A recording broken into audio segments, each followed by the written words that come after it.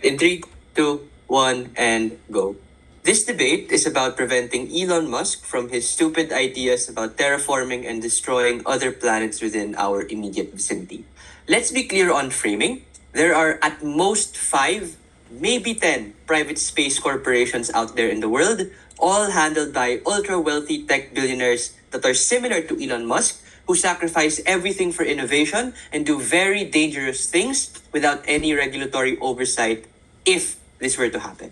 We on Opening Government posit a very simple case. If private space corporations do not have this regulatory oversight, they are incentivized to pursue acts and policies that are going to be very detrimental to our long-term sustainability as a planet because they have the incentive and capacity to become extremely short-termist in their pursuit for resource extraction and innovation.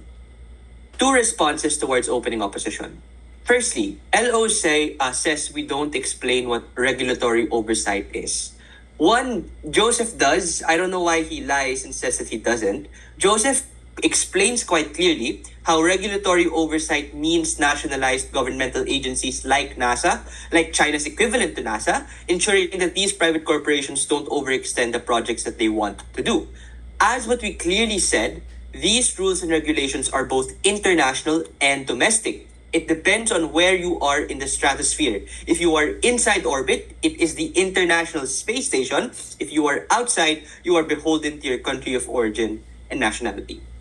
This is quite an important thing, right? Given the context of space exploration historically, that it has been antagonistic, e.g. the space race between the USSR and America.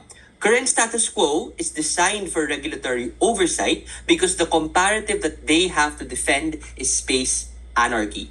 Secondly, I think that OO doesn't have a case. What do they say? They say that it's expensive to regulate these corporations and that they overstep your boundaries in regards to these regulatory procedures, e.g. you're politicizing science.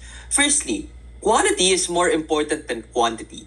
Precision is more valuable than speed. Bureaucracy is literally what makes sure their funding and earnings are used in a compliant way that isn't shady or even competing with their own specific national space agency. A huge part of military warfare involves conditioning or coordinating with satellites in orbit for geopositioning of planes and ships. This is an example, right? I find it absurd that OO seems to think that bureaucracy stifles all of these companies when it is precisely the bureaucracy and the bureaucratic nature of all of these things that have ensured that they haven't been bankrupt yet. Secondly, OO says that you're politicizing science. Honest to God, I don't understand why this is necessarily so bad.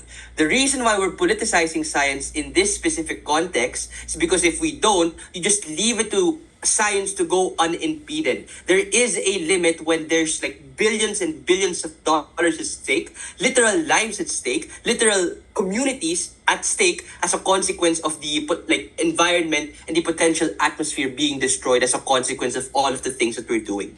So when OLO says that we're politicizing science, I would refer to it as a good thing insofar as the scope and scale of the potential harms that space exploration can do is a necessary thing for our world to do. Extension. On the comparative, why no regulatory oversight causes an immense amount of conflict and destroys the immediate space around us. Why is this true? The first reason is on the nature of private space corporations, which requires them to be risky and care less about the environment. I think the best example we have is Elon Musk because he is the one example that has the means, motivation, capacity to actually do something with SpaceX. Also, Elo talked about it as well. Elon Musk and SpaceX have had multiple attempts at launching rockets into space. They have been successful in designing rockets that can go into space and come back. Why is this a problem? This is a problem at the point in which they are not cooperating and collaborating with other space agencies that are nationalized in nature, absent the regulatory oversight. What happens is that they are incentivized to try new, potentially dangerous ideas without much precaution and oversight from these governments because they are not mandated to, and they would rather act freely to try out all of these risky ideas in the real world. They do this because it is a calculated risk that can make them tons and tons of profit in the future because it is an unexplored market that no one has done yet. This is really important because the effects of a spaceship disaster are not just costly for the company, but costly for the environment and our atmosphere.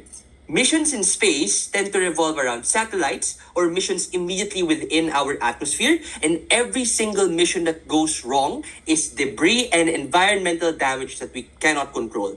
The bottom line of this first reason is that absent regulatory oversight, it becomes impossible to control the expansionary and profit-oriented nature of SpaceX, which means that they're likely to do risky and more harmful projects in the future.